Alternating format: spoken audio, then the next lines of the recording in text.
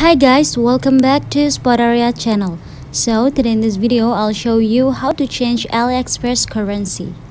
But as always, before you continue this video, I hope you like, comment and subscribe to support this channel, and don't forget to hit the notifications bell.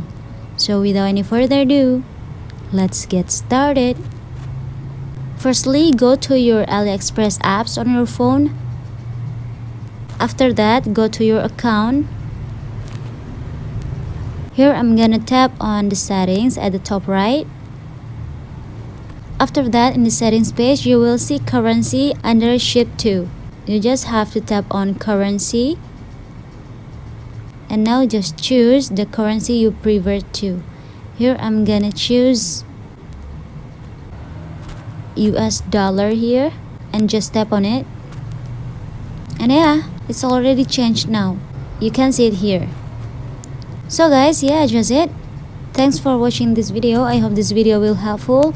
Don't forget to leave your comment in the column below. I'll see you soon on the next one and good luck.